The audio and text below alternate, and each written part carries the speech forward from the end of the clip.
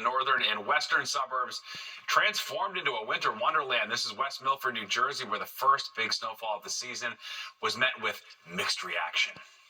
Love it. Love it. It was so beautiful this morning. I woke up and there was snow everywhere. It's gorgeous. I couldn't believe it. I'm like, here we are. So you're not a snow fan? Not really. And the good news for him, the weekend is going to be snow and rain-free. Well, 14 days after flames first broke out, the Jennings Creek wildfire is now fully contained. Governor Hochul making that announcement tonight. The fire burned more than 5,000 acres across New York and New Jersey. Thanksgiving, of course, less than a week away, and the holiday getaway is going to officially kick off this weekend. But there are some things you need to know before you head out to our area's big three airports. AAA predicting nearly 6 million of us will fly. The FAA already sounding the alarm that air traffic controller shortages could make for longer delays, especially in our area. And this is the first holiday travel season since the DOT's new rules on refunds for delayed or canceled flights kicks in. Fox 5's Duarte Geraldino is live at LaGuardia with some travel news that you could definitely use. Duarte. Hey, Steve, the good news is right now, LaGuardia traffic is running very smoothly. But if it were not, now you have the ability to get your money back. I'm ready to travel. I'm so excited to go. It's that time of year again. Millions of people like Carly Lopez and her family are packing their bags and heading to the airport. But with the holiday comes the headache of holiday travel. The TSA is bracing for huge crowds, expecting to screen a record 18.3 million passengers this Thanksgiving week. The good news is airlines are staffed up again. So they have the pilots, they have the flight attendants they need. TSA has the workers that it needs.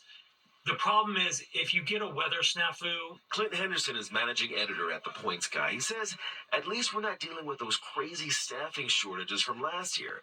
But Mother Nature can still throw a wrench in your travel plans. I will say there's still a pretty big shortage of air traffic control workers. You see that when we have storms come in, and it starts to affect operations, and it can turn into a snowball effect where it just creates a mess because the planes that are coming in and out of the Northeast can't get to where they're going to pick up passengers, and it starts to spread delays throughout the system. Carlos Lopez knows the pain of having a flight canceled while traveling with kids. We got canceled on Saturday. We had to wait all the way to Monday one time. But here's some good news. New rules are in effect that give you more power as a passenger. Seems like you know your rights, right? Yeah, sort of. I know you get when you do, they delay you, they give you money back and vouchers and hotel rooms and stuff like that. I don't play with that. The Department of Transportation is cracking down on airlines. Now you're entitled to a refund if your checked bag is significantly delayed, if you pay for extras like Wi-Fi and didn't get them, or if your flight itself is significantly changed or delayed. And those refunds are really, really important because according to NerdWallet, Steve, the average American is going to spend more than $2,300 on holiday travel. So if you are not getting exactly what you paid for, get that refund. At LaGuardia, Duarte Geraldino, Fox 5 News. Well said. All right. Thanks, Duarte. And to track the weekend forecast and get the latest updates on the holiday travel rush, just scan the QR code on your screen to download the free Fox Local app. One suspect injured, another on the run after a police-involved shooting in the Bronx. It happened this afternoon around 3. The NYPD says police were responding to a 911 call on White Plains Road in the Soundview section. When a suspect pulled out a gun, police opened fire, hitting the suspect twice in the leg. He's expected to be okay, and no officers were injured. The perpetrators were coming through a gate that opens when a car pulls out. It's a mechanical gate. A civilian car is pulling out, and our police car is right behind that car. From approximately 20 feet, when the perpetrator with the gun sees our cops or sees our car, he takes his gun and takes a shooting stance right at us. A gun, which you see here, and knife were recovered on scene. Police are still looking for a second suspect. Well, it's the crime that shocked the city earlier this week. 3 people killed in a stabbing spree across Manhattan. Tonight, the loved ones of the first victim, a 36-year-old construction worker, gathered to remember him. Fox 5's Jessica Formoso has more from tonight's vigil. A mother's agony. No tengo palabras que decir. Standing in front of this tree where her son collapsed, praying over his photo, Mercedes Landi, the mother of Angel Lata Landi, one of the 3 people stabbed to death earlier this week, could barely speak. The Ecuadorian mother, who is battling cancer, is now suffering the greatest loss of her life, losing her 36-year-old son to a senseless act of violence.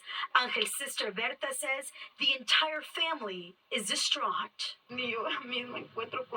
I don't even find comfort for myself. I still don't believe that my brother is dead. It was on Monday morning when police say 51-year-old Ramon Rivera, a homeless man who suffers from mental illness, went on a stabbing rampage. Landi's family says Angel, who was a construction worker, was at his job site. He was reaching for the ladder on the scaffolding when he was attacked, stabbed twice. The city, which is the mayor in charge of the police department, the commissioner, and all the departments, how can be a crazy guy if it's a criminal be out in the street? That means New York City is unsafe right now. That man had a criminal record. I don't know why that person was walking the streets. I want him to stay in jail forever. Rivera had 8 prior arrests before Monday's deadly attacks. Earlier in the day, the family was in court for the suspect's indictment. However, he waived his right to appear, undergoing a psychiatric evaluation. Landi's funeral is set for November 30th. The family is asking for the public's help to cover the cost of the funeral as well as to transport his body back to his native Ecuador. A GoFundMe account has been set up. For details, you can head over to our website, fox5ny.com. In Chelsea, I'm Jessica Formoso, Fox 5 News.